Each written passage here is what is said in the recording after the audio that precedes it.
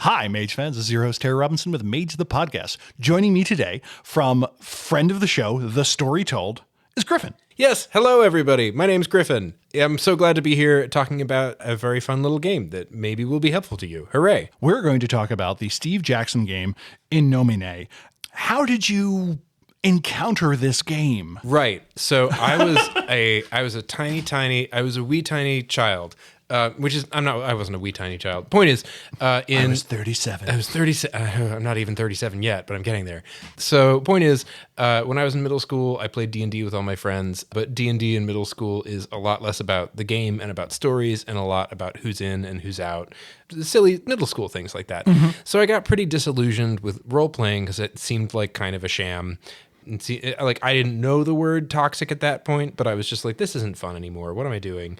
And a friend of mine convinced me, like, no, come back to role-playing. We're going to play this game that came out a couple of years ago, and it's a really good acting exercise. And I was in the theater club when I was in high school, and this happened around like 9th or 10th grade. And so they said, this is a really good acting exercise. And that brought me back, and that's how I picked up In Nomine at first, sort of as like, oh, this is a cool radical game that's doing things that are different from D&D. And it's okay at that in the long run. In my little mind, it was so different and so much better. But since then, I'm kind of like, oh, yeah, no, this does some different things than D&D, but like it's not... really what I needed at that point was PBTA, and it didn't exist yet. Yeah. That's how I came to In Nomine. And I actually learned to love it, and I love the mythology in it. In Nomine is basically like Dogma, the role-playing game. It's this game about a war between heaven and hell that has basically stagnated, and now the lines are really blurry, and everyone is kind of like an angel who wears jeans, or a demon who plays a bass and smokes cigarettes. Cigarettes or clove cigarettes? Ooh, depends on the demon. Okay. Depends on the type of demon. Diversity. Yeah. They have a line of games that all are connected to each other and that all actually lead to the apocalypse, but they're these little pre-gen games that you can get that, from my memory of them, were a lot of fun. But the point is that like the base setting for it is Austin, Texas, which is where Steve Jackson Games was located. Mm-hmm. And, one of the fun things about Austin, Texas is that like none of the angels or the demons there like really cared about the war too much. They just didn't want their bosses to notice that there was like a tacit truce. Mm-hmm. They just wanted to get on with their lives. There was this really neat sense that, as like a low-level angel or a low-level demon in the game, you really had more in common with each other than your bosses because you were the people who were bound to Earth and had to deal with the humans on a regular basis. And so it was really good at like blurring those lines, not necessarily being like gothic punk, but definitely being like angel wearing jeans kind of a thing. It seems more glam punk. Yeah. Yeah. Oh, is there a thing called glam punk? I don't even know. I presume. The angels are definitely very glam. The demons are a little hardcore, but like even then, like there's some neat back and forth. Did we ever get a proper new wave game? Because like I feel like disco and new wave were just kind of ignored. I mean, even though everyone likes it, and unless you call it that, so you're like, no. I understand you didn't like Flock of Seagulls, but they produced a banger, and you were fine with Erasure.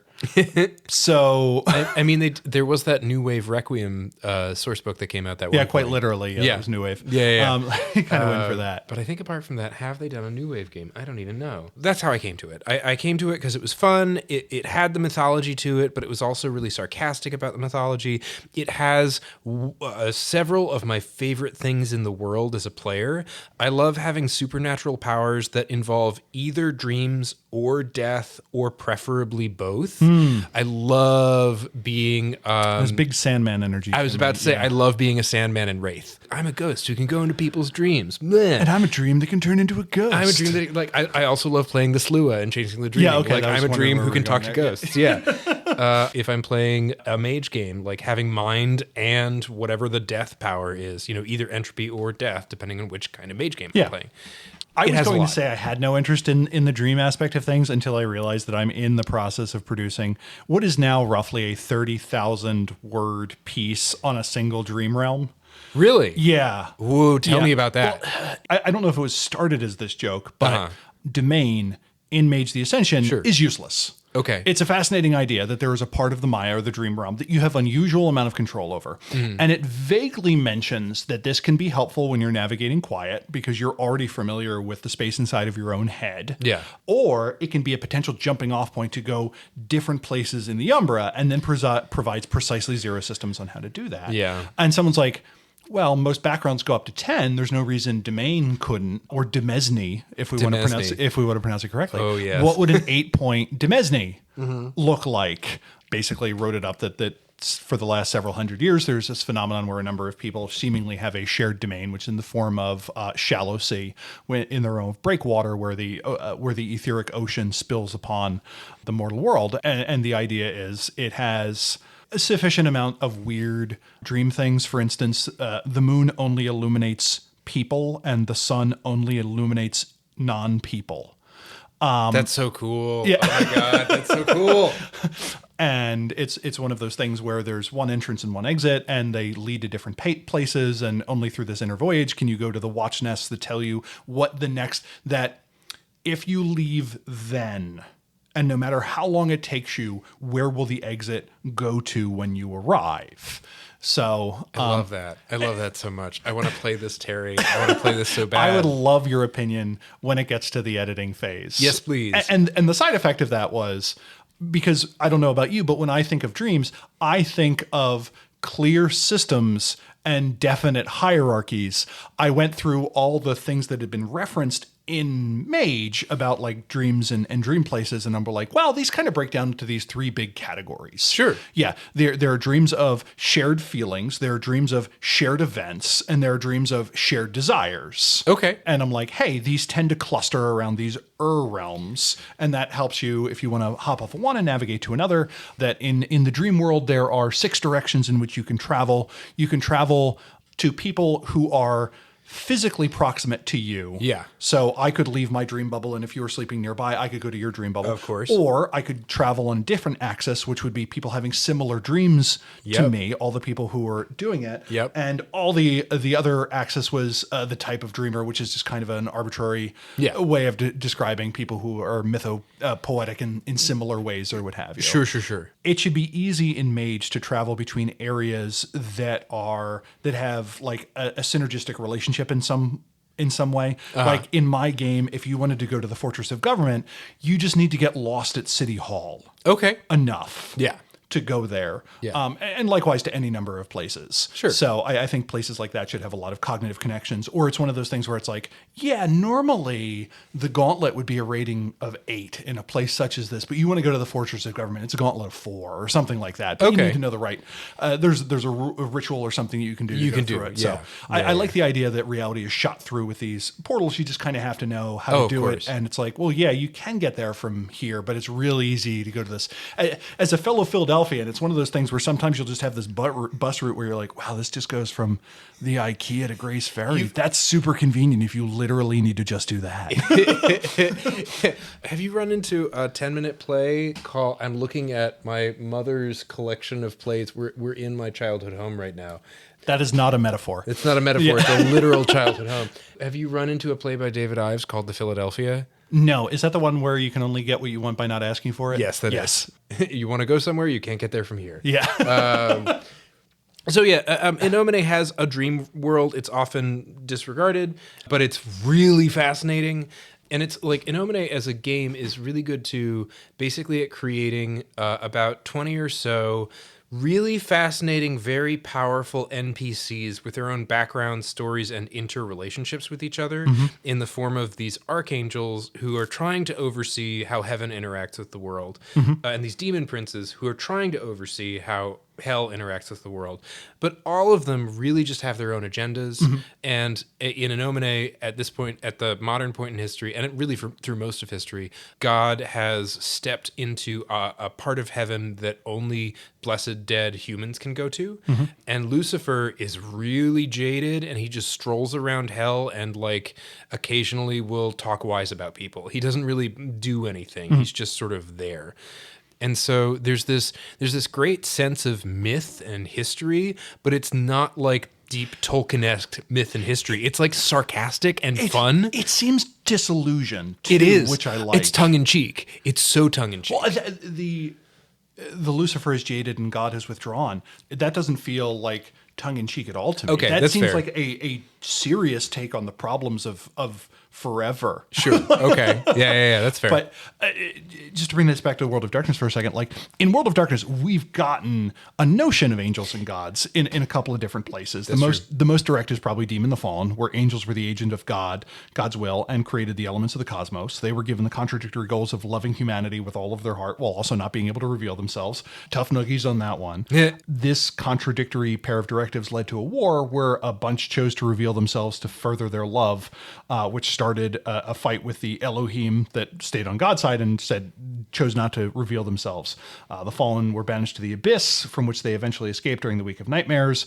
And now they're like, "Where God? Where are the rest of the angels?" And they're like, "Yeah, we can only find 2," which we're pretty sure is a veiled reference to the messengers that enabled a Hunter the Reckoning, I think. Possibly. Yeah. Hunter's funky. Yeah. That game is interesting because to me, it's one of the only ones that really had the XY splat thing going on, where there's like, this was the type of angel you are. You're like, I was the angel of the seas, so I can manipulate ocean stuff and cranberry sauce and stuff. But then there was also the political faction where you had the Faustians who wanted to enslave humanity, the Cryptics who wanted to unravel the mystery of creation, the Luciferans who were trying to find Lucifer and be like, what do we do now, Dad? Yeah. The Raveners who just want to break everything, and the Reconcilers who would like to return to heaven now. Yeah. We learned our lesson. Yeah. Angels need a human host to stay on Earth if they want to stay sane. Failure to do so may turn you into one of the Earthbound. Turns out, when you have great power and no moral compass, things go south real fast. Yeah. And I forgot my origin story for In Nomine. Someone made mention of In Nomine, and then someone else did. It came up twice. I went on eBay, and someone was selling off literally one of every book that had ever been produced in it. And I'm just like, buy! No, I was in a Antiques Roadshow phase at that point, kind of. And I'd be like, you want that? That's a perfectly reasonable price. I'm going to offer you 30% less than that. And generally, they would accept it. And I'm like, oh, no. And just literally this, like the boxes 10 set reams of paper come in. It was just one of those wrapped in packaging tape with my name on the top. Like, poor fool was crossed out and it's like Terry Robinson. Honestly, Terry, that's a pretty cool thing because like the In Nomine books, as goofy and weird as they can be sometimes, like there's a reason why, encountering them in 10th grade was really good for me. Mm-hmm. The Game Master's Guide for In Nomine has some good advice in it. Yeah. They're not thick books. They're fairly straightforward, so like it was a really good 10th grade read for me. And like, if you've got all of them, that's a lot of fun. In retrospect, I was missing one, but got 2 of another one. So I think I have 2 copies of Superiors 3. That's the best one. I mean, to be fair, Superiors 4 has a layman in it, and a layman is the coolest demon prince. But Superiors 3 has Blandine, the Archangels of Dreams, my goddamn mistress. I just need to note that there's nothing in front of Griffin. No, this is all muscle memory. Yeah. Blandine is the Archangel of Dreams. She runs part of the dream world that I was telling you about. Her ex-girlfriend, who used to be the Archangel of Awe, sided with Lucifer in the fall and became the demon princess of nightmares. And all of human history's dreams have been these 2 ex-girlfriends battling it out over the dreams of humanity. I signed on so hard when I read about that. I was like, this is my story. This is what I need to talk about. I don't really know how to, in 10th grade, I was like, I don't really know how to articulate that I'm bi yet, but I stand this queer woman, like this queer dreamy woman in a kimono that has fishes that still swim on it. Anyway, Superiors 3 also has Gabriel, the Archangel of Fire, who's really cool from a gender perspective because they go crazy after the fall, because there's a demon prince who Lucifer specifically makes the demon prince of fire, and because they're both the archangel and demon prince of the same thing, they both go crazy in different ways. And the way that Gabriel solves this is that she goes away into her volcano in heaven, their volcano in heaven for a little bit as a man, and then she comes out as a woman, and she's like, I'm no longer about burning things, I'm just about inspiring. I'm no longer about burning things. I'm no longer about inspiring people. I am now about punishing cruelty, and that is now the word of fire in heaven. So you play an angel of fire, you're like, my mistress is crazy, and all I can do to make her better is put out the fires of human cruelty by punishing them. It's so much fun. So then in Kindred of the East... Yes, I'm sorry. Fine. We're introduced introduced to the Kuei-jin.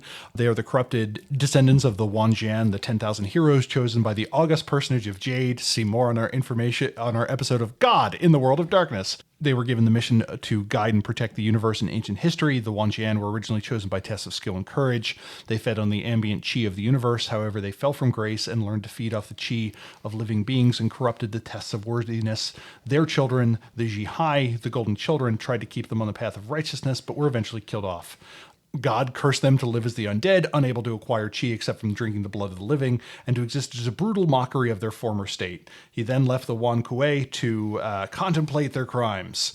The fallen Wanjian have developed a redemptory religion while occupying an ecological niche akin to Western vampires. However, the road to redemption, or in this case what's referred to as the 100 Clouds, is long, and they are ultimately forced to stay on the Wheel of Ages as history slowly grinds towards the inevitable victory of Hell and the rise of the Demon Emperor. The unredeemed Wan Kuei would be demons, and those who return to the 100 Clouds would be angels. In Wraith, we get the idea that they're entities called angelics and demonics, which seem to be agglomerations of plasm that comport to expectations. And if you're like, you're just a figment of my imagination, that figment of damage has a sword that can do 13 damage of ag. We also get the idea that the angel Charon instructed the wraith Charon on how to build the underworld city, which seems like a real leg up if you're just a Mycenaean shepherd. And they're like, build a city. And they're like, cities haven't really been invented yet. I'm going to need a little bit of guidance on that. Also, way to do the Lady of Fate dirty, because the Lady of Fate is Eve. Like, Eve instructs Charon. I love the Lady of Fate and Wraith. Like, it's one of, anyway, I'm sorry. I'm sure there's an angel who taught Charon how to do things, but like in my mind, Charon and the Lady of Fate is like the ship that I want to happen, and maybe has happened. I don't know the lore that well, but anyway. Slash fiction. I want to write that. Hey, down. If you want to put that, I will help you get it onto the Storyteller Vault. Yeah, I was about to say, let's do the Patreon content. In Mage, it's kind of interesting. And angels are generally part of the High Umbra of some sort and maybe tied to the afterworlds, which we get information about in 2E. And Revised is like, they're boring. Let's tell you how the plane of dinosaurs work. And people are like, Revised is too serious. I'm like, yep, there's a plane of dinosaurs. There's a telepathic dinosaur that runs Victoria Station. You're right, too serious. So they may be part of the Umbral Courts, but we get the idea that some are immensely powerful. I couldn't find the exact one, but at some point we get the direct rebuke to the idea of giving archangels statistics, where it's like, he is a column of fire over 1,000 miles tall. His smile creates rainbows across the earth, and his frown will spend eternity repenting. And you're like, yeah, I don't think this guy needs rage or gnosis. I think I'm good. But we do get the idea that angels, unlike other entities in, say, the Middle Umbra, are unique. That once they are summoned, that angel is spoken for, as it were. We never really get a lot of information on it. We get them in the guise of sometimes religious magic, and particularly hermetic magic, where the archangels are the pillars for Dark Ages hermetics. That's kind of how it's presented in the World of Darkness. Sure. Let's get some stuff on background. Like, who made In Nomine and when did it come out-ish? Okay, yeah, there's a couple of things to sort of set up here. I think one of them, let's just circle back to the conversation about the XY splat, because I think that actually might, let's get a brief explainer of what the X and Y splat are, if you sure. It's sort of like race and class. It's sort of like, you view a little graph and then you plot your point on the graph. So like one of the axes would be who you are, and another one of the axes would be, oh, you're doing pickle ASMR now. We have fried pickles, everyone, at my mom's house. It's really cool. Thanks, Griffin's mom's house. Yeah. Thanks, Square One Pub. So an X splat is like who you are, and a Y splat is what you do, or maybe it's reversed. But the point is, who you are and what you do mixed together to make the character that you are. And then in like Chronicles of Darkness, there's sometimes a Z splat too, which is like an extra sub faction within this, that, or the next thing. So the point is, In Nomine has a pretty solid XY splat. Okay. There are a handful of types of angels, and then there are a handful of types of demons, and actually there's more than 8, because there's a specific dream angel who are called the Menonim, who are really cool, and that's a separate thing. In Nomine does have a solid XY splat, where you pick the type of angel or demon that you're playing, and then you pick the type of archangel or demon, or then you pick the archangel or demon prince that you serve. So it's like who you are and who you work for. which I do want to circle back to that. But yeah, let's do some dramaturgical information on In Nomine. Yeah, I do always wish that Mage had a thing to say, like, no, you're a fire mage. Like, there is something about the notion of fire that resounds with you. Yep. And to some extent, those mages recognize each other, whether or not they're operating a nuclear furnace for the iterators, or whether or not they're the Grand Inquisitor for the Celestial Chorus, or whether or not they're a Flame Seer for the Sahaja, or they pursue the divine flame of purification in the Hermetics. Oh, so you just want Obermost then? In Nomine is a Derek Piercy game, published by Steve Jackson Games in 1997. It's actually based on a separate French game, which came from my memory. I'm sort of like referencing notes here, but I also, as a 10th grader, remember this in my muscle memory that like I was told like, oh yeah, no, this game is just what we play, but it was originally a French game that came in 2 really thick books. One of them was about the demons called In Nomine Satanis. That's a pretty good name. It is a pretty good name. Yeah. And the other one was called Magnum. Well, I thought it was called Magnum Veritas, but it's apparently called Magna Veritas, which means fists of truth. And that's about the angels. Like, as the reason, I guess, that I came back to In Nomine being tongue-in-cheek, the reason I described In Nomine as tongue-in-cheek is that apparently the French game is incredibly sarcastic and tongue-in-cheek about religion because it's French. Yeah. In Nomine, as we know it through Steve Jackson Games, does go back and forth about how serious it wants to be, but it still has, like, one of the reasons you don't talk to Lucifer is that Lucifer can make you the demon of something, which means that you are inevitably tied to that idea in all of creation. And if that idea happens to phase out of existence or burn out or just not be a really good idea at all and sort of piddle along through history, like, you're stuck for all eternity. You're stuck. So you can be like the demon of Pogs. Or you can be the demon of Pogs. You can, or the example in In Nomine is the demon of choking on chicken bones. Like, there is a demon of death who was named the demon of choking on chicken bones as a punishment, and now he's the demon of choking on chicken bones. But yeah, demon of Pogs is real good. The thing that gets me about Steve Jackson Games is they want to be ironic and earnest at the same time. I love that though. Yeah, well, that's my aesthetic, Terry. As long as I'm reading the room.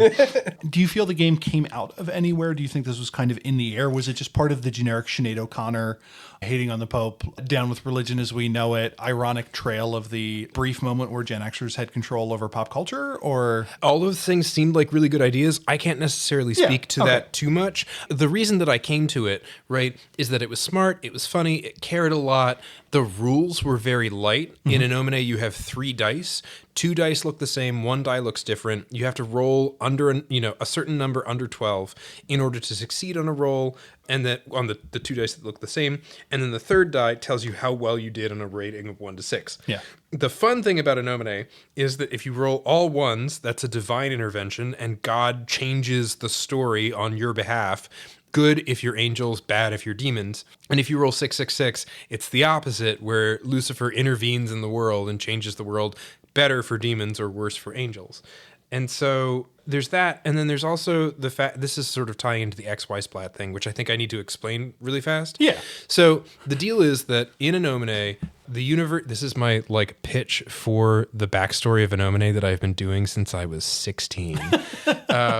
In Nomine, the world starts with only God existing in a void, and God's like, I'm lonely, and so he starts singing creation into existence, and creation is called the symphony because it's made of these mystical musical notes. The first thing that he invents is Eve's, the archangel who becomes the archangel of destiny, even though he's not really an angel, he's more just a facet of God. And then other things start to happen, and he creates these chords in the symphony that are specific chords that become the angels. And so there are a certain type of angel, like there are a handful of types of angels called choirs. And they all fall into different categories about like the way that you relate and the way that you are intertwined with creation itself, or the term that they use in Nomine is the symphony. And so the point is the angels go about creating the world. Then God goes about creating humans because he's like, I want to make someone just like me who has free will. But also I think the humans are really cool and all you angels should take care of them and kind of bow to them a little bit because they're made in my image. And one of the angels, who happens to be the archangel of light, is like, that's dumb. and leads the angels in rebellion against God. And the cool thing about the way that In Nomine does the nature of angels and the nature of demons, right, is that all of the angels are these chords in the symphony that determine them as archetypes of angels. When they rebel against God, they break out of existence itself. But they are still these musical creators in their own rights. And so every demon in In Nomine has its own personal symphony, or has their own personal symphony that sort of surrounds them just a little bit. Doesn't connect with anything else. It's just their own reality. And whenever they use their special powers, which is called their resonance, they push their symphony onto a part of creation, and they like push the original symphony out of it. That ties in directly with two different creation stories that we get throughout Mage. One is kind of the chorister model. In the beginning, there was there was a single tone, and it was a glorious note. From the one sprang many and grew into glorious song.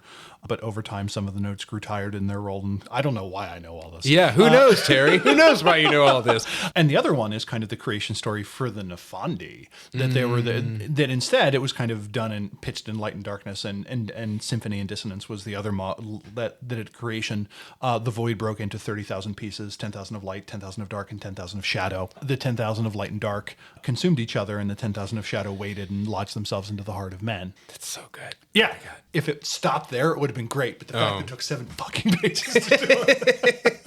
I just want to circle back to this XY axis thing. Because, like, ultimately the XY axis in Nomine determines how the celestial characters, celestial is just a broad term for angels and demons, fit into either the world at large or the world in hell, where everyone has their own private world and they're constantly bumping into each other.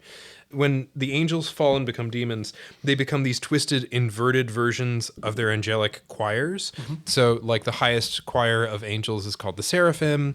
When the seraphim fall, they become the balseraphs. Seraphim are angels of truth, and they can't lie, and balseraphs are proficient liars, and they can't get caught in a lie.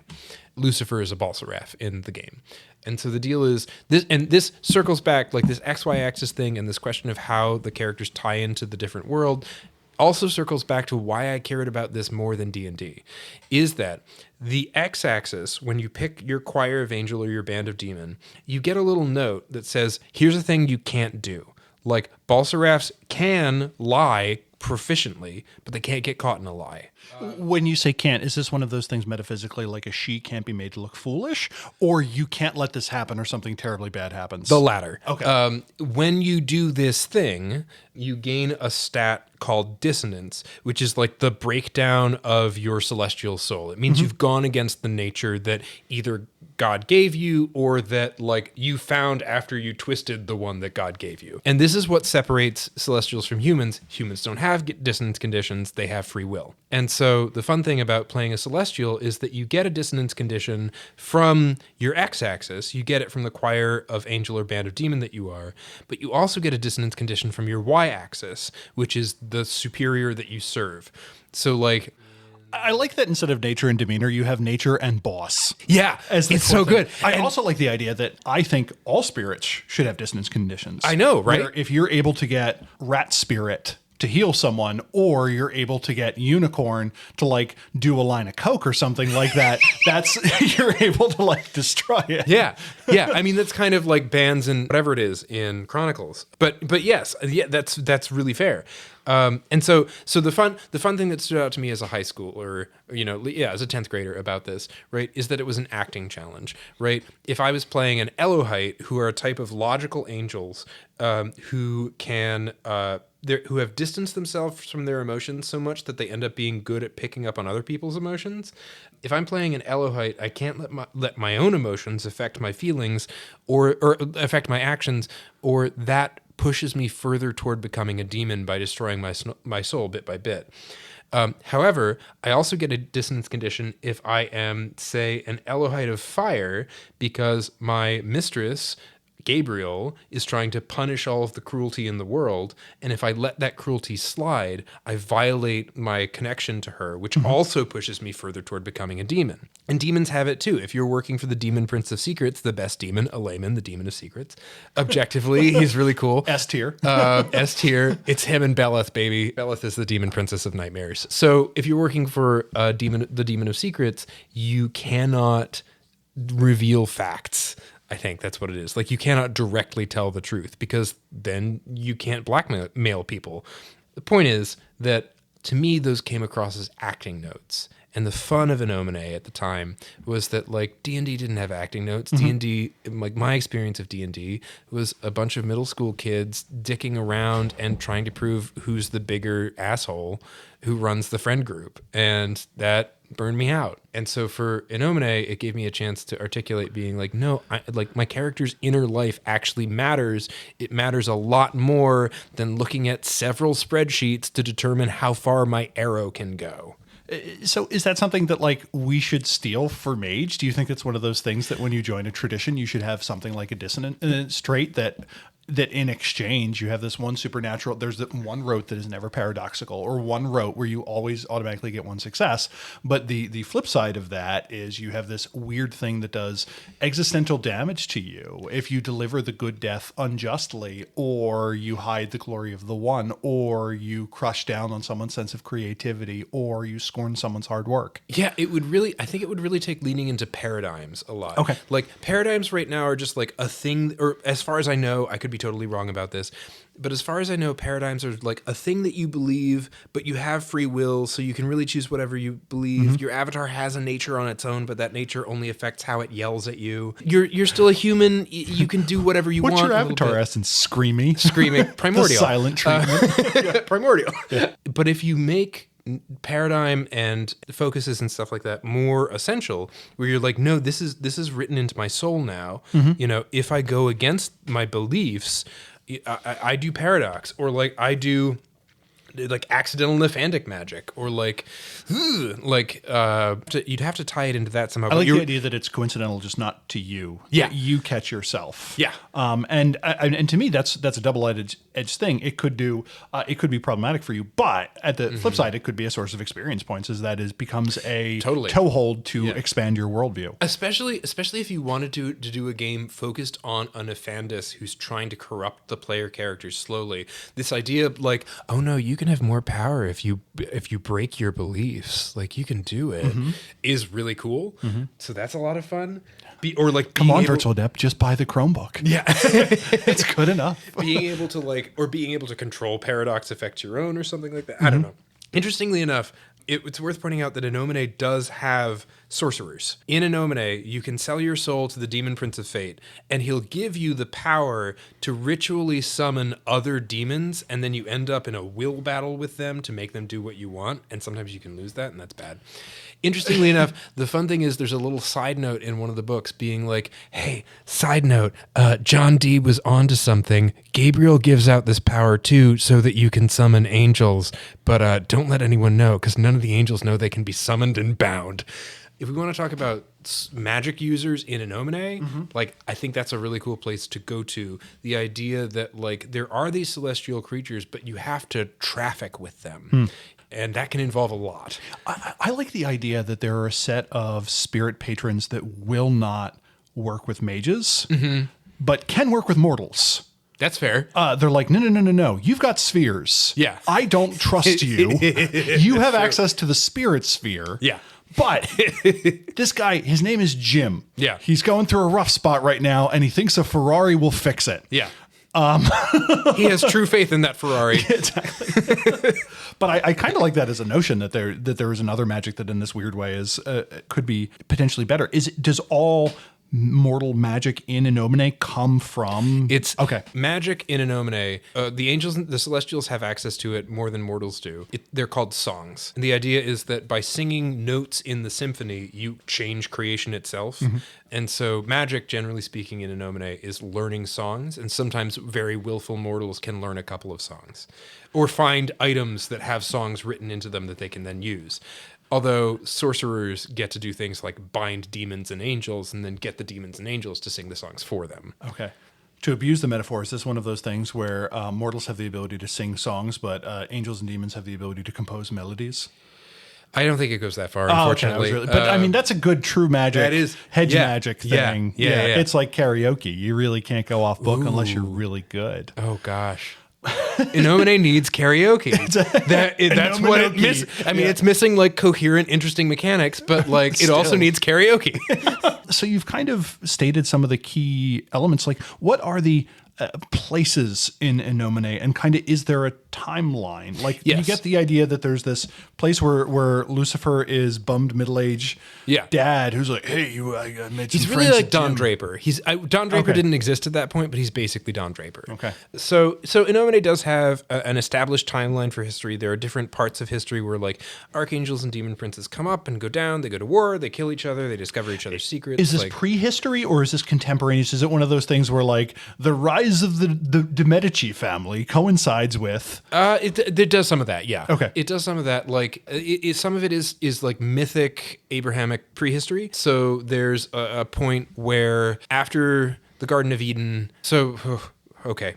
So in the beginning, there was Steve Jackson. In the beginning, there was Steve Jackson, and then Steve Jackson was lonely, and so he made God, and God made the universe. So the point is that one of the cruxes about the creation of humanity in the world is that similar to demon, the angels were forbidden from intervening in the mortal world. They created it and they got it going, but they couldn't interfere with the mortal world. And just any celestial being in the mortal world causes disturbances because it's altering the symphony in a way that it shouldn't be altered. That's one of the points of Lucifer, is that he sneaks into, or sends someone to sneak into, the Garden of Eden and screw it up. Yeah, in the same way that like I like the didgeridoo, but not every song needs the didgeridoo. Some people see me off to the side with my didgeridoo and they're like, didgeridoo don't. One of the early problems that the angels face is that after outcasting the demons from heaven, the demons start sneaking into the mortal realm. And so the angels have to take it on themselves to go into the mortal realm. Another choir of angels is created called the Grigori, or Grigori. I don't know how it's pronounced. I've only ever read it in 10th grade. And the Grigori are this choir of angels that's really tuned into humanity and really tuned into disturbances in the symphony. And they're supposed to sort of go around teaching humans how to farm, how to survive, and counter demonic influence. In so doing, they end up sleeping with a lot of humans and fostering a whole race of children, some of whom are like heroic demigods and some of whom are profane monsters. The Asimar and the Tieflings. Kind of exactly. But in this case, it would be Lahamia and Nephilim. It is at least Nephilim. Yeah. There is a type of character you can play in a Nomine called a Soldier of God, which is just like a human who's really connected to the divine, and they come into it on their own a little bit. They're a little more powerful than other humans. They get some sort of extra things, but they kind of end up being interns for the angel characters.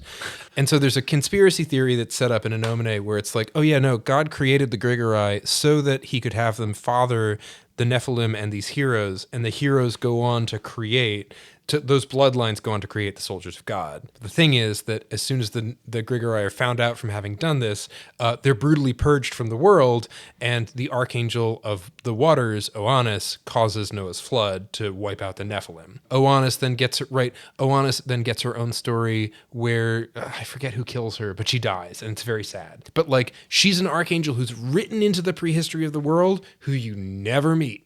You just know that the Archangel of the Wind also really got along with her. Also, really good Archangel right there, the Archangel of the Wind. Janus, the Archangel of the Wind, is really about change and is really cool. Anyway, sorry. One of my favorite Archangels. Also Geordie, the Archangel of Animals. Anyway, so point is, there are like whole histories of different dead archangels and demon princes who have like conspired and colluded with each other and died, and it leads in, like, this is why the Game Master's Guide is so cool, because it lists it out. Like, how did different religions start up? Like, why did they do that? And it does lead to a mortal present day world that has all of that history behind it. And right, they did release these 5 supplements that were these 5 pre-gen games that you could play that end up being like, you start out in Austin kind of figuring out whether or not there's going to be some goofy stuff going on in Austin, and you end up in a possible apocalypse where your player characters have to decide whether to side with the characters who want to cause the apocalypse or side with the characters who want to not. And it ends up being a lot about the fact that there's an archangel of faith in heaven who's always been a devout Muslim. and he feels like he's been pushed over and like kicked out and discriminated against. And there are conflicts that he goes through that allow him to either regain his faith in God, which he is feeling is tested, and then he goes on to be the Archangel of Faith, Khalid, the Archangel of Faith, another really good archangel if you want to play this game. Or there's another way that you can do that, where he becomes the demon prince of fanaticism, and that's one of the trumpets in the apocalypse is Khalid's fall. And so, right. And his fall comes from all of this history that he's been in about like where Islam came from in this world, how it is privileged or discriminated against in heaven, like all of this neat stuff over like 1,000 some years leads to this one choice that ends up becoming a part of the apocalypse. It's really cool. Now, so what is this war, though? If God is infinite, are humans just proxies in it? What is the setup for the important thing about humans? This is a really cool thing about the way I didn't realize this while playing the game, but looking back on it, I realized this. The fun thing about the humans are that they're made in the image of God, which means that they're special. And the angels who have stuck around in heaven are tasked with caring for them because they're made in the image of God. But the angels who have stuck around in heaven are also like the angels who created the flow of tectonic plates through the planet. So they're not necessarily the best at interacting with people. Like David, the Archangel of Stone, might not like knows what it takes to cause a massive glacier to like blow through part of a continent and shape it. Like he's not necessarily great at talking to people. So you're telling me this is the ultimate setup for like an angelic 3 men and a baby? Possibly, yes. Okay. The fun thing about the angels is that like they're tasked with caring for humanity. They're not always necessarily great at it. Mm-hmm. They're not terrible at it. It's just that they're like these primal forces of creation. But again, me when I need to babysit anyone under the age of 12. Exactly. I'm like, yeah, if we can't discuss Marcus Aurelius, I don't know what we're supposed to... Yes, that's exactly what it is. And the fun thing about the demons, right, is that the demons are actually really good at relating to humans because they're inherently selfish. Like the angels are inherently selfless and the demons are inherently selfish. So they're great at relating to humans. They're also essentially anti-human.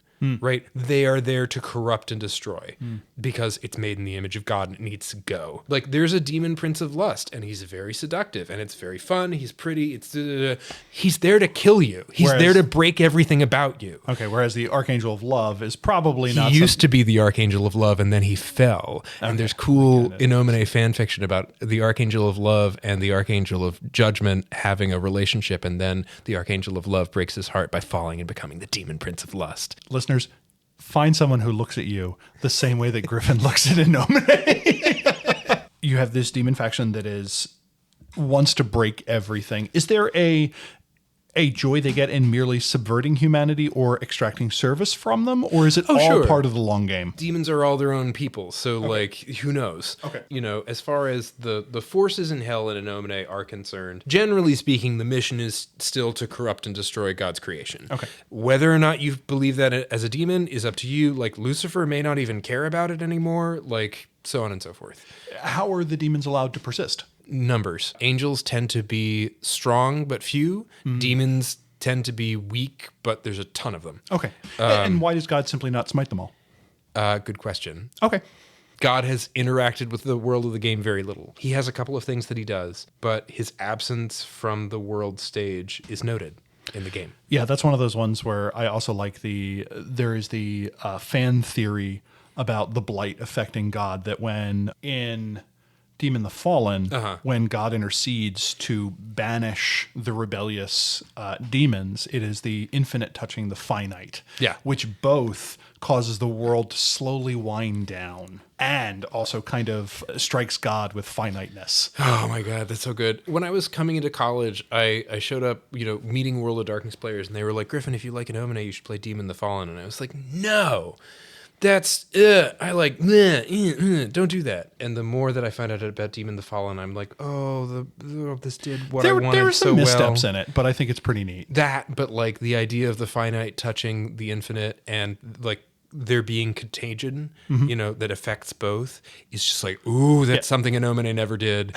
Like, it didn't have the metaphysics for that. It was too interested in a musical metaphor. And there's something also about Nobilis and Glitch that I need to follow up on too, because that does angels and demons as well. Yeah. And I haven't followed up on those games yet. We have a bunch of outstanding metaphysical questions. I think you gave us a rough outline. What are the places? Are there other planes and such? The world of In Nomine is divided largely into 3 planes.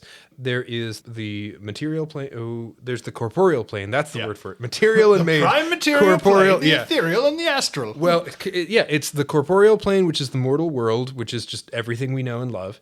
There's the ethereal plane, which is the world of dreams. And it's not just the world of human dreams. It's also the broader collective unconscious that also, conspiracy theory-wise, may include these strange spider webs, like pattern spiders. These strange spider webs that weave realities together. And there's a whole history about the fact that there were these gods from the dream world that made up all the polytheistic religions, all these other religions that aren't Abrahamic, who are sort of chased out of the corporeal realm and left to hide in the far reaches of the ethereal realm. And their take on God in In Nomine is that he was one of them. He just figured out some way to become very powerful and then rewrote history so it looked like he wasn't one of them. And that's a whole other section of In Nomine that very few people get into. But there's a player's guide about it, and it seems very cool. And that's something I've always wanted to steal from Mage, like the idea that I wish the Darkness Beyond the Void was explored a little bit more in that maybe every plane of reality has, except for the common world, the mundane side, does have this dark malefic presence, and it influences humanity in different ways. Like one of it is, it does slowly influence dreams. There is a corner of the astral that is corrupted and so on. So I'm a big idea of strange dangers that lurk in the Maya. Yeah. The Maya, the more you talk about the Maya, Terry, the more I'm like, yes, no, I need to do this right now. As an angel of dreams myself, I need to go do this right now. So it's the corporeal realm, which is the physical world, the ethereal realm, which is the dream world, but also it's beyond human dreams as well. And then the deal is that after that is the celestial world. And the celestial world is heaven and hell. And hell is like this general space at the edge of the void where all the demons live. It butts up against the ethereal realm in Beleth's tower, because Beleth is the demon princess of nightmares. The ethereal realm kind of splays the ground between the 2 celestial realms. And then there's Blandine's Tower of Dreams. Somewhere there's Gabriel's volcano nearby. And then you go deeper into heaven, you get the lower heavens, which are where all the angels live and have all of their different castles and headquarters and stuff like that. And do we just get descriptions of these? This sounds like a good place where it's no.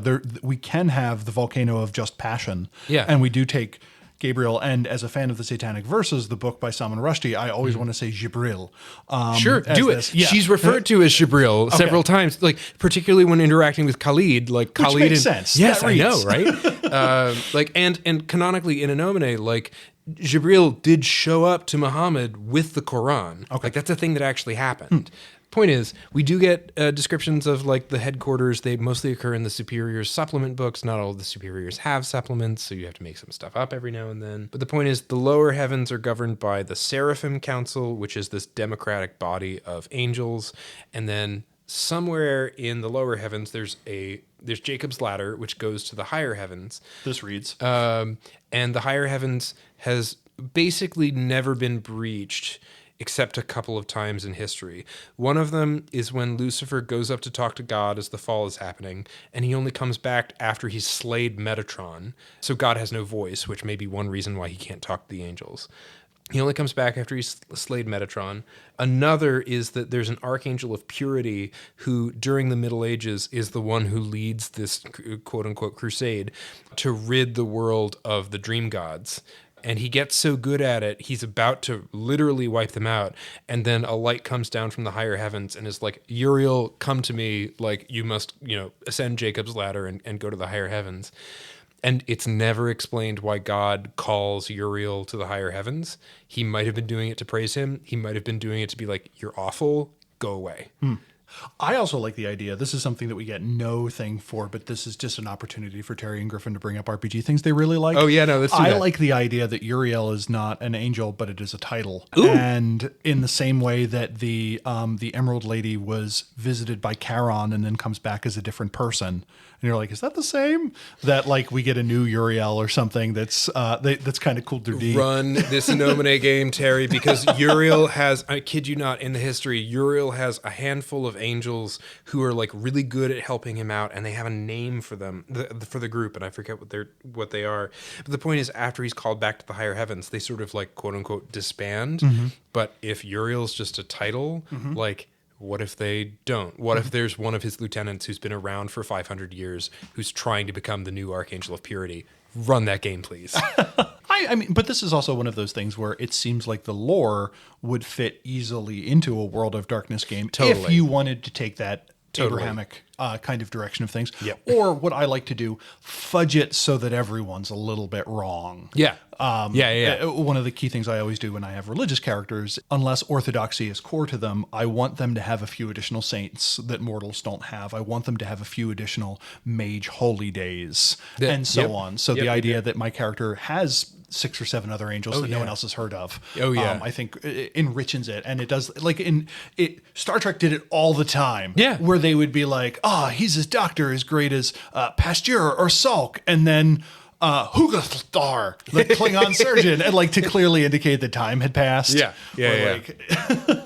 I think that's one of the things, right, where World of Darkness as a gothic horror game mm-hmm. is better at the idea of mystery mm-hmm.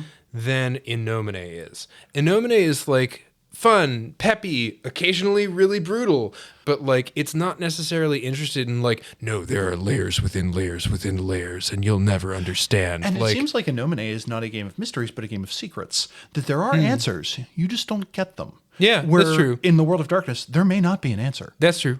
Yeah, that area, that corner of reality may have just frayed. And speaking of that, like, what are the themes to you that In Nomine is really good at? Oh man, okay. So the cover of the book that I had of In Nomine, which is not really the coolest one, but the cover of the book that I had of In Nomine, which I would carry around in my book bag as a 10th grader, and I would conveniently leave it out on the table if there was a person around that I wanted to be a player, because I was like, oh hey, here's this cool book. Anyway, I'm just going to seductively eat my Twinkie. I was not seductive as a 10th grader. Don't worry. You had something coming out of it. Things coming out of every orifice. Yeah. Oof, it was not good.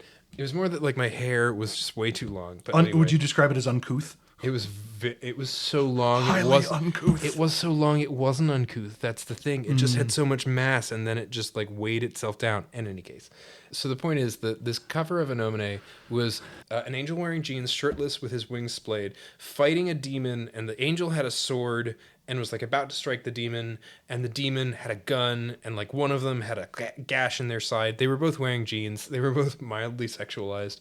Point is, up top it read In Nomine, and then underneath that there was a subtitle that said Good and Evil, Life and Death, Rock and Roll. Those are the themes of In Nomine. Okay. Like, it really does want to be like, oh no, these angels and these demons are very much like humans. Also daddy issues. Daddy issues, yeah, a little bit, yeah. It really does want to be like the poem on the back of the game is like, they're very much like us. Like, these angels and demons are basically humans, but just different. But really, it also wants to have this elevated, heightened theatricality to it, where like, and that's the thing, it's not dramatic, it is theatrical. That's fair. Yeah. I mean, it does have like drama to it, certainly, but yeah, but it is also like, so the definition of theatricality is actually something that it's very important to me, because it took me until getting my MFA to learn. Ladies. Like, the definition of theatricality comes down to setting an expectation and then complicating or breaking it. Because when you complicate or break an audience's expectation, they focus on something, right? So in the little high school play that I'm directing right now, it takes place during the winter, and there are times when snow falls, and the characters walk out and they mime snow. Like, they mime catching a snowflake. They mime opening their mouth to catch snowflakes in their mouths. They mime trudging through the snow. We have basically one moment where we can get a snow machine to work, if at all. and that's during the bows. When that snow falls during the bows, it will be theatrical, because up until then, snow has been mimed, and now snow exists. Like, that's theatricality. And yes, In Nomine is good at that. It is good at like setting an expectation and then breaking an expectation, right? And broken expectations can lead to comedy. It can lead to that tongue-in-cheek stuff. It's also how horror works. Mm-hmm. That's how a jump scare works, right? And the overlap between those two things is really, really cool. But it's a lot different from a mystery, right? Which is what Gothic horror tends to lean into, like layers within layers within layers, and maybe there's nothing at the end of it. And so they are different games. Yeah, there's a way in which In Nomine is a cartoon, and you just have to let it be like that, you know. And it's not a bad cartoon, but it is a cartoon. It's still a cartoon. It's still a cartoon. So we talked about being an angel. We talked about being a demon. We talked about being a mortal sorcerer. We talked about being part of this army of God, possibly. Are there any other character types you can kind of play? Yes. So you can play an angel, a demon. You can play an ethereal. You can play, and the ethereals are like the banished gods. On the one hand, they're also mythical creatures, but they're also. In Nomine is a game of Abrahamic triumph. Who do you play at this game? Thor. Yeah, you can do that. But the fun thing is, like, it's American God style, where there's like Thor that the Danish worshipped, and Thor that the Swedish worshipped, and Thor and like comic book Thor, and like there's a section of the lore which is that like Santa Claus is a horde. It's a horde of Santas, and they get together at some point, sort of like a SantaCon almost. To form an Santa? It's more that it's just like this horde of Santas. But like, point is, when you're deep across the Umbra came his cry, ho, ho, ho, ho. So you can do ethereals. Like I had, and the spires trembled. in high school, I had a friend who was like, yeah, I don't believe ethereals should be. I believe ethereals should only be the old gods. You know, I don't believe that they should be these modern things, because then you get like, you know, flow from the progressive commercials. The progressive commercials is an ethereal spirit. Actually, there are probably like 17 flows, you know, and they're all vying for dominance. You know, comic book heroes are ethereal spirits. Like, who has the lowest price? But I choose, and then you just hear like a gun cock. See, I love that stuff. I love the American Gods version of like old gods and belief, where it's like, yeah, no, whatever anyone believes in sort of exists. So like, yes, Flo the insurance lady exists, and there are 17 of them, and they're all trying to vie for, you know, yeah. Can play an ethereal. You can play a celestial, which is either an angel or a demon. You can play a mortal. Mortals sort of break into a couple of different subsections. One of them, the subsections, is the soldiers of God. Soldiers of God are mortals that are like a little more powerful, a little more oriented toward heaven. There are also saints who are mortals who died and could have gone to heaven, but actually turned against it, and were actually like, no, I want to fix the world more. So there's sort of bodhisattvas, and the deal is they come back, they get a body, sort of like angels do, and then they have a little more power than soldiers of God do, and they try to do good.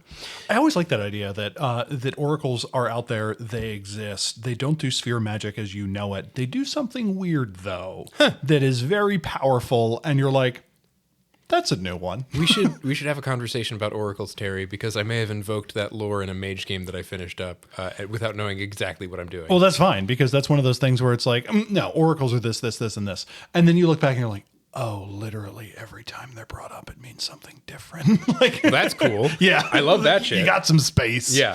So there's normal mundane mortals, there's soldiers of God on the one side, and then like as a like leveled up soldier of God, you can play a saint. Among the normal mortals, there are the sorcerers who have made bargains for either angelic powers or demonic powers by selling their soul. And then also you can play a soldier of hell, who's someone who sold their soul to hell for a little extra power, but they're, you know, the soldiers of God and the soldiers of hell are sort of interns for they're grogs for any of the celestial characters. And so you kind of have to think about that a little bit while playing them. Then, on top of that, the demon prince of death is this like horrible, rotting mass of grossness who's kind of very heavy metal and kind of bad at jokes and loves killing people. The Demon Prince of Death, he has these several layers of ways that you can achieve eternal life by giving your soul to hell. And some of them work, and some of them work sometimes, and some of them really don't work. You can do a ritual where you give your soul away to Saminga, and then you become a mummy, where you have eternal life. And I think you might be tied to like a couple of objects here or there, but apart from that, you have so you get the lich phylactery. Yeah, you're thing. a lich. Yeah. You have eternal life, and you're a soldier of hell, and it's really cool. Sometimes that ritual doesn't work, and then it creates a vampire, where it's like you have eternal life, but you have to sustain that life through blood. Makes sense. And sometimes that ritual really doesn't work, and then you're a zombie, which is just, you're a corpse. Yeah, you're just a living corpse, and then you can be told what to do. There's also ghosts. Dumb question. Are there elves? They would be in the ethereal realm. Okay, but there are not direct elves, dwarves. No. Okay, No. we don't. Those would all be in the ethereal realm. Okay, just check. No. Yeah. That's always my question. I'm Yeah. So there is a lot of possible overlap between World of Darkness and not, where it really comes down to like, how does the bargain with Saminga create these different types of supernatural creature, and alternatively, could bargains with the Archangel of Animals create werewolves? Do the bargains create a ongoing thing, or is it just you gave your soul away once, but now you have eternal life and you can kind of do what you want? It's sort of the latter. Which I think is something that we should steal. That, yeah, you had a big thing, you gave it away, you have all the money. You don't owe the bank anything anymore. Yeah. You don't have to continually go back to be corrupted by your demon lord. You don't have a soul, but you want to do a lot of fly fishing? That's fine. Doesn't have to be evil fly fishing. I believe that is in fact the concept for Mummy the Curse. Yeah. I haven't gotten to it yet. It's so good. Okay, I love Mummy the Curse. Okay, is that our next crossover episode? Maybe a little bit. I have opinions. Have you read 2E yet? Or working through it. Okay. I'm working through it. The bits of it that I've read, I'm like, yes, thank you for continuing with this. This is so good. Are there any special supernatural baddies, or is it just kind of angels against demons? Or are there other... Here's the fun thing, right? Is that the base assumption for an In Nomine game is that some players are going to want to play angels and some players are going to want to play demons, which means that the base assumption is that you have to start with angels and demons that can kind of like learn to get along, who learn that being an earthbound servitor of one of these celestial powers means that they actually know the earthbound servitors from the other side better than they know their boss. Which is the thing we never got in Mage. Like, I always wanted to be like I think there was kind of a space early on where it would be like, we are the zealous foot soldiers of Horizon.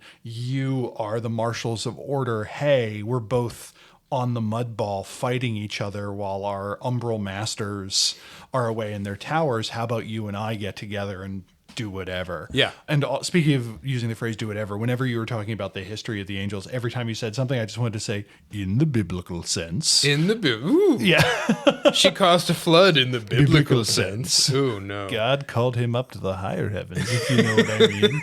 Well, it was actually when you said, like, and there's Jacob's ladder, and I'm like, in the biblical sense. So like baddies for In Nomine, generally speaking, are like narcs.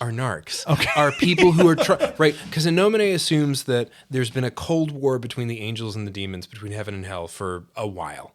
I forget exactly how long, but if you're playing a modern day game, it's been going on for a while. Everyone's you're talking like centuries or millennia, possibly. I can't exactly confirm that. I can't exactly remember. But at least decades. Yeah, at least decades, possibly centuries. Okay. So the point is that, and I might even be wrong about that, In Nomine stands, call me out. But the point is that if you're playing someone in a cold war, the enemy, the baddies, are the people who are going to heat it up. Okay. They're the narcs. They're the people who are doing their bosses' jobs exactly as their bosses want them to do it. They're the bad boss, like the bad bosses. Like the Archangel of Dreams probably doesn't care about causing the apocalypse, but the Archangel of the Sword might. And so suddenly, if you're an Archangel of Dreams and some of your friends are like, "Hey, we're going to go try to blow the first trumpet," you might be like, "No, I'm going to call all my demon pals and stop you." Because that's stupid. Now, you say this. What does the apocalypse mean in this game? Oh, I think it's up to anyone. I never read The Final Trumpet, to be fair. But it could be one of those things. I do like this, though, as a notion that happens in the world of darkness, that there are 6 events. Maybe it goes across lines or something. When they happen, the world of darkness is purged or is cleansed, which means everyone dies, because that's the easiest way to get everything clean. In the same way, and that we get that idea in the book Ascension, which is the idea that ascension and destruction are the same thing. To know the universe and to be obliterated are indistinguishable. There is, or at least there is no I that makes it through that process. I would just want to tie back to the fact that in college, I wanted to run an Ascension game where we went from Arate, 2 or 3 to Arate 10 and then ascended. And maybe that's not even how it works, but the point is that my pretentious college version of this Ascension game was that the definition of Ascension in a Mage the Ascension game is that you realize you're a character in a role-playing game and you give yourself up to your player and they let you go.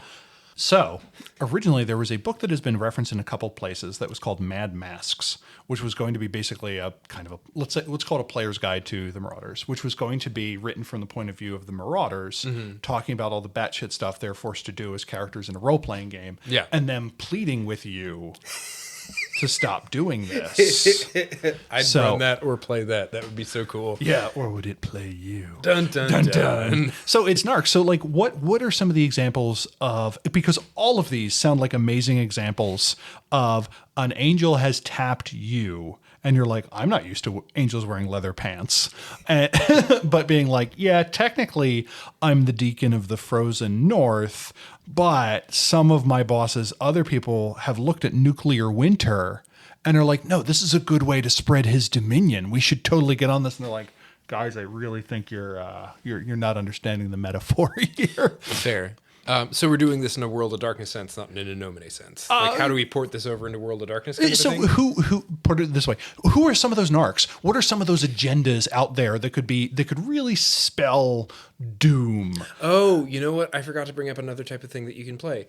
So in In Nomine, you can also play an angel who has left heaven but hasn't fallen yet. They're called outcast angels. Okay. Similarly, you can play a demon who has left hell but hasn't been redeemed yet. The demons who have left hell are called renegade demons, and the point is that they're always on the run from the forces of heaven and or the forces of hell, because heaven has the Archangel of Judgment, Dominic, who, among other things, is tasked with hunting down outcasts before they fall. And hell has Asmodeus, the demon prince of the game, who, among other things, is tasked with hunting down renegade demons before they get redeemed. And is this a thing that generally goes both ways? It can. Okay. It's a lot easier for an angel to fall than it is for a demon to get redeemed. You got to do a lot of work. Okay. But it's not like plot device, this has never happened before. No, yeah, it happens. It does happen, but it's very rare and climactic. Okay. When it happens, you want it to mean something, but it doesn't necessarily mean the world has changed. Yeah. And so the point is that you want narcs, angels of judgment and demons of the game, who are the cops of heaven and hell, respectively, are really good antagonists. And then the fun thing is that they often get together and compare notes in a kind of Cold War fashion, where they're like, I'll trade you this information about that, and then I'll go hunt these outcast angels and you go hunt these renegade demons.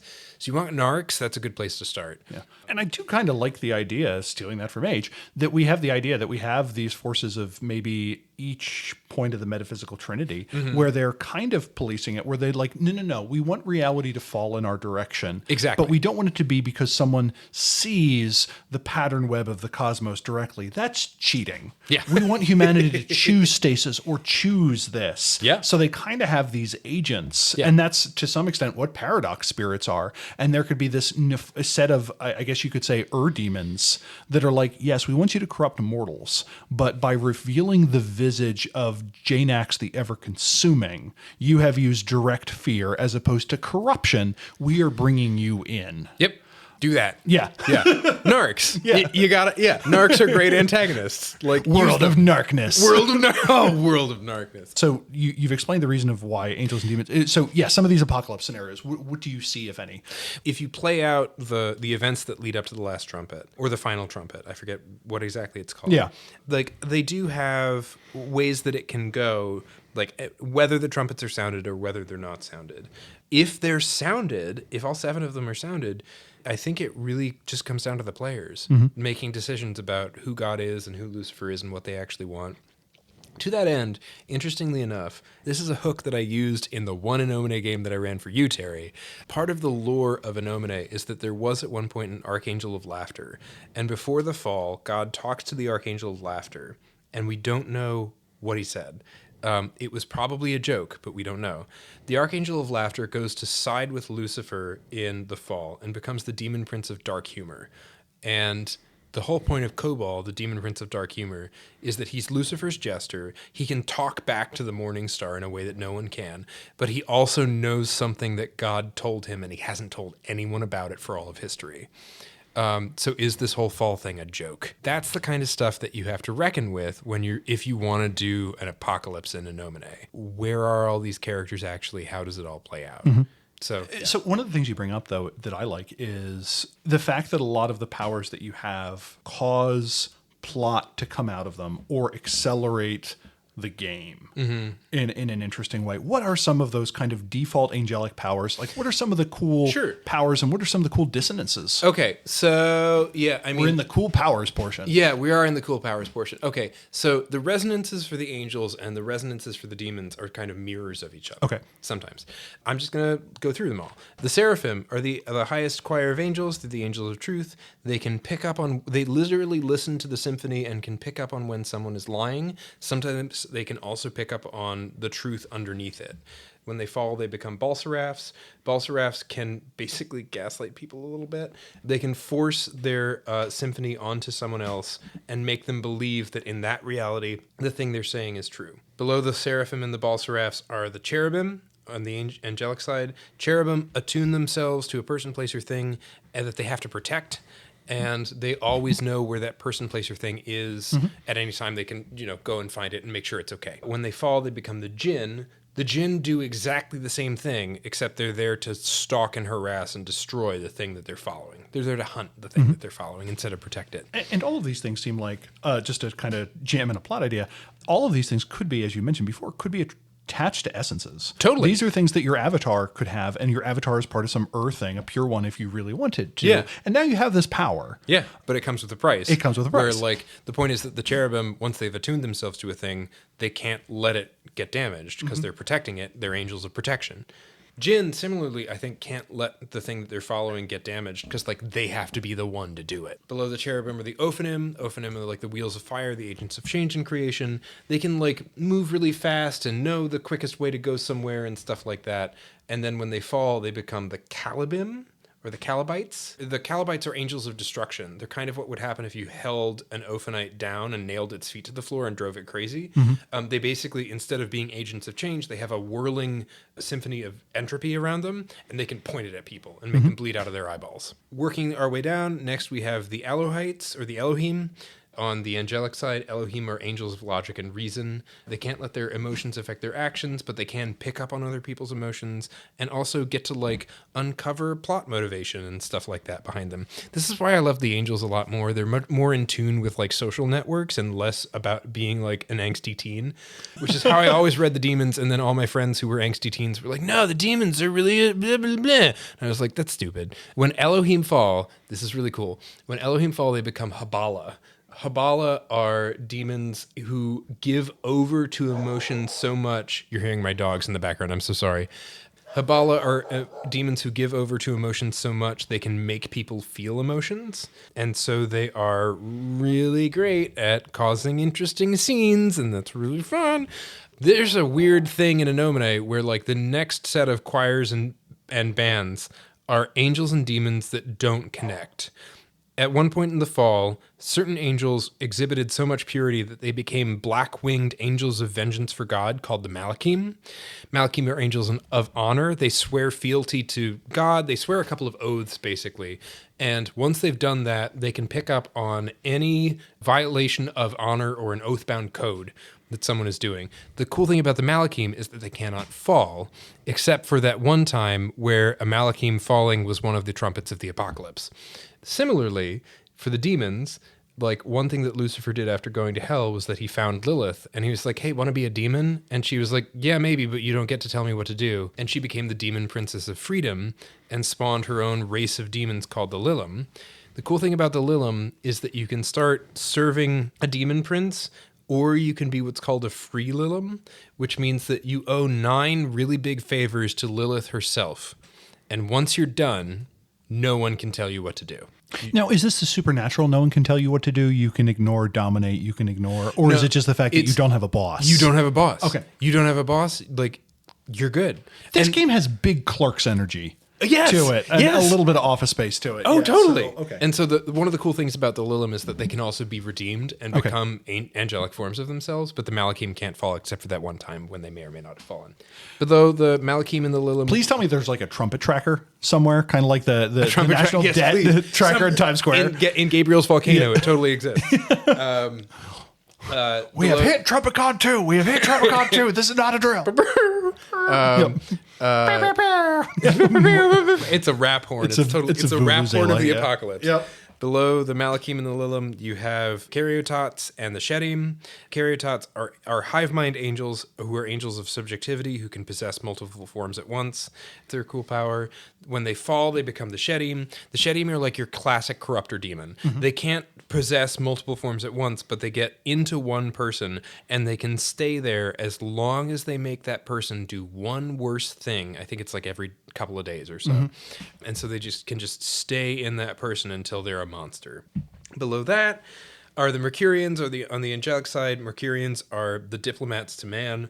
They're really good at picking up on human emotions. They're the classic angels, like handsome people with wings and genes. Mm-hmm. And then when they fall, they become Impudites. Impudites are emotional vampires. They suck out the natural mana of any soul in the universe, which is called essence.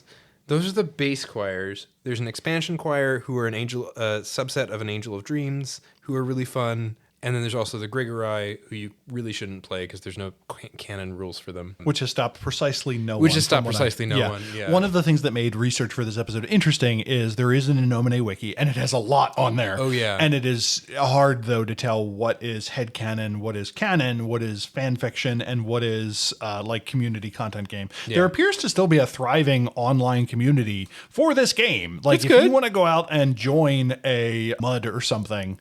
I mean, what this game needs is like a PBTA Redux, right? And I don't know exactly how to do it. I don't know if PBTA is even the best fit for Blades in the Dark.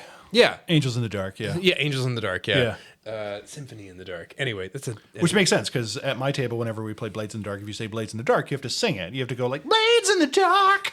Anyway, exactly. The mechanics need an overhaul. GURPS, like Steve Jackson tried to sort of stitch GURPS onto this game, and that's fun enough. But mechanically, it ain't bad. It ain't bad. Yeah. It just could be better. Yeah, it's not super crunchy. I would describe it as a little clunky. Yeah, a little clunky. Exactly. Yeah. You got the 2 dice that say how did you succeed, and then you got the 1 die that say how much did you succeed or fail. Yeah, and that 1 die is real swingy. Yeah. The fun thing too about In Nomine is it plays into the superstition of dice so well. Mm-hmm. I've only ever had divine interventions or infernal interventions at climactic moments. Like there's no casual divine interventions or infernal interventions. They're like, yeah, I'm gonna walk into this phone booth and see if it still works. God says it does. Take that. You call Alanis Morissette. The fulfillment of destiny. So the other thing you have is who your boss is. Can you pick 4 or 5 interesting bosses? Because all of these make amazing patron spirits. Exactly. If you like me don't like the term totem and you want to have just patron umbrood or something like this, these are all great options for it. They are, and they all have they all have their own backstories and their own relationships to each other. Technically, you primarily serve one, but based on their relationships, which are mapped out in the game, you could do enough good service to someone else that they give you some of their special powers. You know, they attune your angelic heart toward their word, which is just fancy speak for like they give you a special power. There's also this setup that like sometimes angels work for one superior, but they're given out in service to another. Okay. So like there's the Archangel of Creation who left heaven 100 years ago because he wanted to run around on Earth and party, because that was his thing. And so the angels of creation were all divvied up among the other superiors. So you can be an angel of creation in service to fire. Or and because that arrangement already exists, you could use it to multi-class basically in this game to be like, oh yeah, I'm, an angel of dreams in service to faith. I'm the angel of contemplation. My role is meditation in all of its forms. That's an angel I want to play. Her name is Kyrie. She's really cool. You can multi-class. It takes a little finessing, but you can do it. You certainly can't necessarily really do it at the start unless you're an angel of creation. But it's doable, and especially if you play up that interpersonal social aspect of the game, where it's like, I did you a good turn, so you're going to tell your boss about me, and then I get a superpower from your boss that I shouldn't have because it makes my boss upset. Are there systems for the bosses? Like stats? Yeah. You can invoke them, you can summon them in a different way. Don't think they have direct stats. I think when you summon them... They're orders of magnitude more powerful. Okay, cool. Yeah. They're really more just like fun people you can talk to. But so one of the things shot through this is, in almost all cases, these are pretty human-like entities. Yes. They are unusually fixated or alternatively unusually good at a particular thing. So it may be one of those things where it's not quite the incarnate, which are imponderable in that they only know creation through one thing, and maybe closer to the divinities in Exalted, where it's like, it's a lot closer to that. Yeah, they're trying to find a way up the power hierarchy. Some people are really into their job. Plentimon seems to really like gambling. He hasn't worked a day in his life. Yeah, but it's a lot more like the divinities in Exalted, and it's worth pointing out that like the Archangel of the Sword is supposed to lead heaven's armies in the fight against hell. He entirely has his own agenda about what the world should look like that he is pursuing. And so it's one of those things where like you have an angel who is in charge of preparing the world for this final war. What does that mean? Exactly. Yes. Does this mean we need to go to get everyone tolerant? Yeah. Do we need to improve medical science? Yeah. Do we need to literally prepare weapons and armaments? One of my favorite complicated characters in In Nomine is Baal, the demon prince of the war, who's the general in charge of Hell's armies and leading Hell's armies against heaven. But the thing is, Lucifer made him the demon prince of the war against heaven and hell. Once the war is over, then his word stops existing, which means he stops existing. So Baal is very interested in the war going on as long as possible. That's such a complicated, cool thing, right? You have a general who's supposed to be who's supposed to be winning a war, but what he's trying to do is exacerbate the war. They're very human in that they have agendas, and also because God and Lucifer have retreated from the world, like it's the archangels and demon princes who step up to rule the thing. Got it.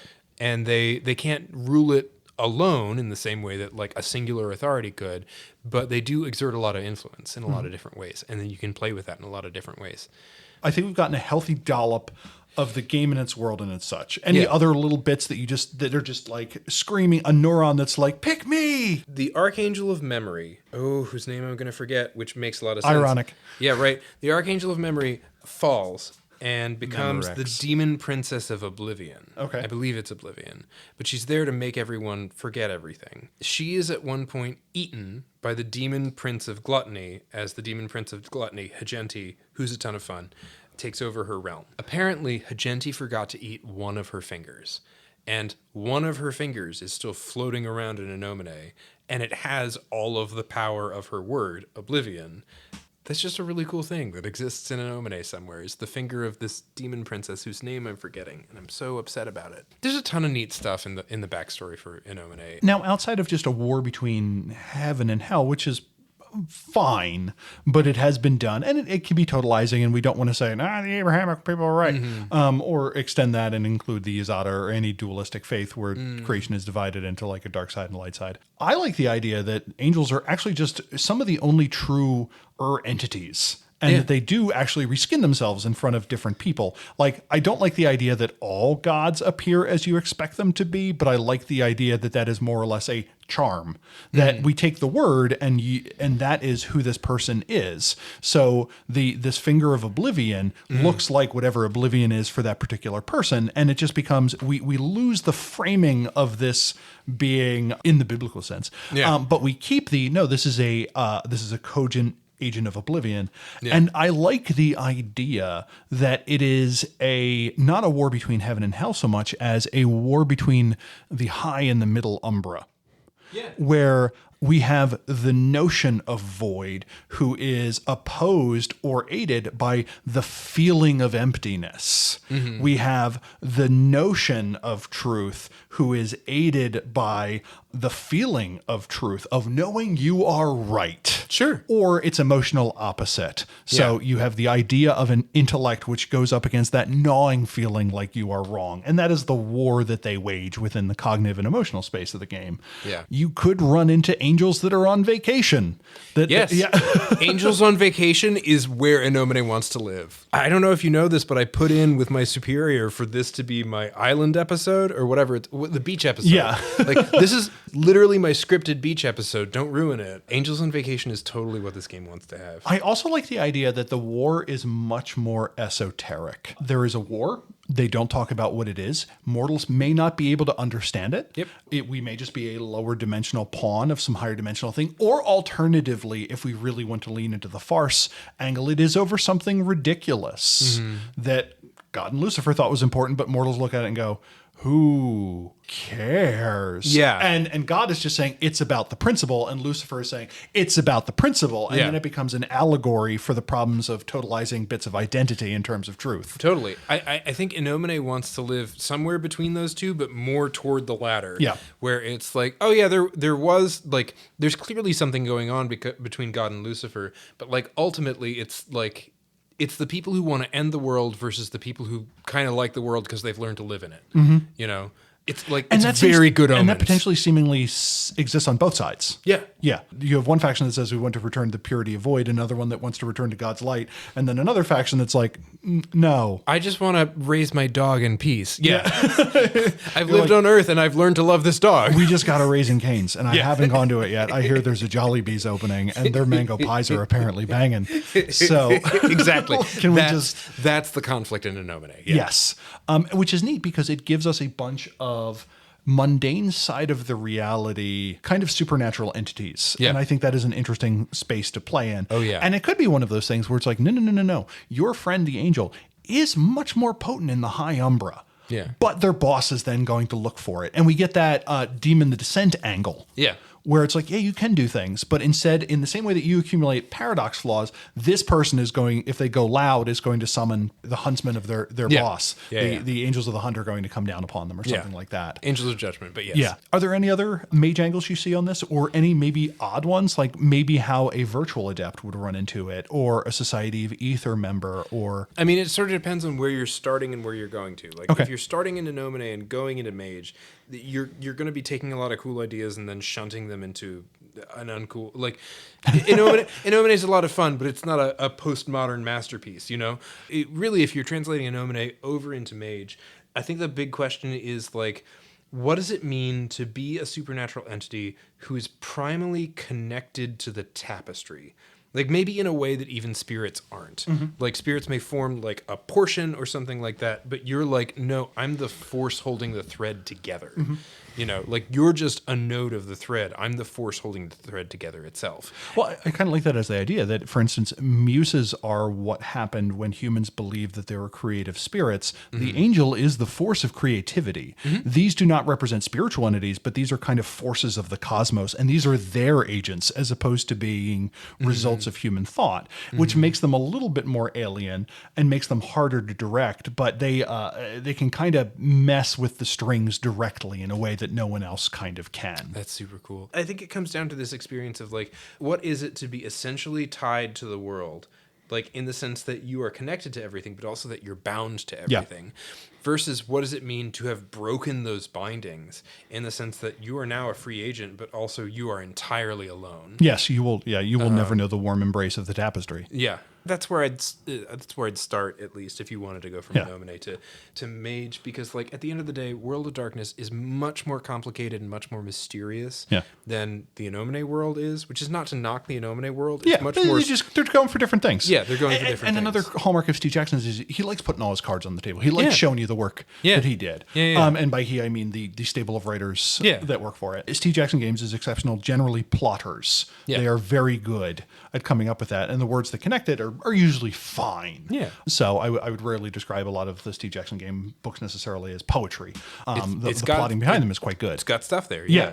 If you were to take it over into Mage, you'd have to like dig into the essential esoteric mystery of the thing and then build out levels of mystery separating the mundane experience of it from the mysterious experience of it. Which is to say, like, you could do it in a bunch of different ways. But like it does, I think, essentially come down to this experience of being tied and bound to creation versus being liberated but also separated from creation. And I think this creates a pretty interesting plotline for any of your characters who are dealing with a middle umbral spirit, who are like, I am part of the brood of stag. I tire of that, though. And suddenly we have a demon stag, not in the evil sense, but something that understands stag but is no longer a part of stag. And can now true. So I think that would be a fascinating werewolf angle. What if there is a rebellion within the brood and that there is this anti-brood? And it may not be like, again, they may not be at war with each other, but it may be a particularly new type of free-range entity. Cockroach loses a portion of itself because fundamentally it cannot talk with Pegasus, but needed to do some business. And now you have this set of free agent brood spirits that are kind of running around out in the world that are like, I can do anything, but nobody calls me on my birthday. And maybe that's why they start working with mages, just to create that sense of weird found family. Ooh, it's so fun seeing your mind work about this, Terry. Like, oh my goodness. So yeah. I think that, I think once you get the essence down of In Nomine, you can translate it into the substance of Mage in a ton of different ways, because Mage just has so much substance. Now, you make mention of that. Is this one of those things where it's like, just go pick up the core rulebook, or is this something where you dick around on the wiki for a bit? For people who just kind of want the lore side of it and the interesting plot threads you've laid out, do you think there's a best way to do that? If I were you, I mean, the wiki's probably fine. I haven't really gone there in a while. If I were you, I'd pick up the core rules and I'd pick up the Game Master's Guide, because that has the big history of the game. Okay. And then if you really like the boss characters, go pick up some of the Superiors books, because there's a lot of good stuff in all of them. And all of these I think are available as PDFs on DriveThruRPG. Yes. So like links in the show notes. Yeah, links in the show notes. And so yeah, I'd say pick up the core rules, see if you like it. Pick up the Game Master's Guide, see if you want to get into the backstory of it, or if you want to get into the contemporary conflicts of it, pick up the Superiors books. Hopefully they'll have one of your favorite ones. I think they're still missing Superiors for a handful of them. It's a good little game. Yeah, and it seems entirely playable. Again, it's a little bit clunky, but you can play the darn thing. You can play the darn thing. Yeah, if you figured out Mage, you can figure out the totally. Nobody's not gonna. Totally. You're fine. So we have chewed up roughly 3 metric hours of your time. God. What other projects are you working on, if you would like to share any? Sure. So I am currently the storyteller for an actual play called The Body Electric, which is a Promethean the Created 2nd edition actual play over on The Story Told. We just finished our first season, which has been all about a murderer on the loose in this small town that the Prometheans come in to sort of stop. And we are moving into our second season, which is going to be much more about the Prometheans exploring their own lives and relationships, which is not to say there's not external factors, but it's going to be a lot more character driven. So I'm really looking forward to that, because it's literally just like I did one mode with Promethean and now I'm going to do another mode, and it's going to be really fun. Definitely listen to the Story Told podcast. We have episodes every Monday. That's either episodes of the AP or like reviews and interviews and stuff like that. And then if I ever get my life together as a playwright, I will let you all know where a link is that you can go to read my plays online. But in the meantime, I haven't done that yet. But keep in touch. Keep on the Discord. I'm around. If you tag me, I hopefully will not be busy with something else, but I might be busy with something else. But the point is, if you want to know more about my plays, you can find me there. Griffin, thank you so much for joining us. Thank you so much, Terry. It's so much fun talking to you. And a special thank you to our patrons who have I am with our reasonably nice mobile recording setup. And I am so glad that is a thing I get to say out loud, as opposed to you and I crowding around a Yeti snowball or something like that. Yes, that's true. This has been Mage the Podcast, where we think disco isn't dead, and this is my second time recording this, because apparently you can't use a camera as an SD card reader, and now I have a handy recorder connected to my laptop because it has a pass-through mode, and that I'm a little frustrated because I basically aced recording it the first time, which I never do, and I did it in front of my wife and my best friend, and I'm just not going to capture that lightning in a bottle again. This episode is made possible by Josh Hillerup, Oracle of Angels, given the job of keeping crumbs out of God's beard. Buck Gregory, Oracle of Angels, tasked with making sure that there are always enough napkins at picnics. Christopher Phillips, Oracle of Angels that make sure that platypuses don't go around starting shit. Crew of Erebus, Oracle of Angels that saw to it that gems don't look crappy. Mikhail, Oracle of Angels that made sure rhyming was a thing. Jay Widener, Oracle of Angels that make sure mountains have snow at the top, just like they do in the movies and on postcards. Additionally, I'd like to thank our other executive producers. Alex, Alexia, Anders S., Andrew Edelstein, Anon, Badurfi, Berto, Blaze Hibbert, Blake Bryan, Boogers to the Sixth, Brad of the Blue, Bryce Perry, Chris B., Daniel Cuppen, Daniel Scribner, Dan Svensson, David Roy, Derek Osborne, Derek Semsek, Fragger Rock, Gargle Noir, George Lark, Conan Stewart, Eobald, Jason Kennedy, Jason Vines, Jason W. Briggs, Jeff Bryn, John Magnuson, Joel Andes, Joshua Heath, Kathleen Halperin, Chris Kinner, Leslie Weatherstone, Matthew Proyle, Michael Creedle, Michael Parker, Morgan Aron, Nathan Weaver, Nabaro, Neil Patterson, Nikita Klaimanov, Oliver Schindler, Patrick McNamara, Patrick Mulder, Puka G, Rachel Grace, Ralph Scheinhammer, Ricardo, Richard Bat Brewster, Robart the Robot, Rob H., Ryan Kendi, Samuel Tobin, Sean Gallagher, Stephen Carton, Thrice Great, William Connolly, William Martin, and Zach Rules. Our executive producer shout out this week is to Chris B., who I can only assume is the same Chris B.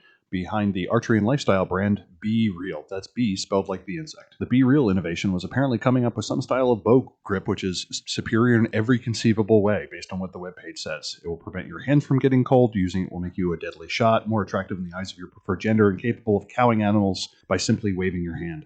Chris B., thank you for your support and not bringing what I can only assume is your great capacity to silently kill people at great distance upon the Mage, the podcast community. We'll also need your help to stop the aggregate entity that is still coalescing at Prolific Park. If you'd rather listen on YouTube, search Mage the Podcast on YouTube to find our library there. If you super liked this episode or super didn't, drop us a line at magethepodcast@gmail.com or at Mage the Podcast on Twitter. We have a Hop in Discord community at discord.me/magethepodcast. If you like us, please give us a review on the platform of your choosing, or go tell a friend about us. Also go to magethepodcast.com for show notes and all of our previous shows. This ending part was recorded in Montreal, so I think technically by law I have to record it again in French, but I'm just not that good at foreign languages yet. Now go change reality. Bye.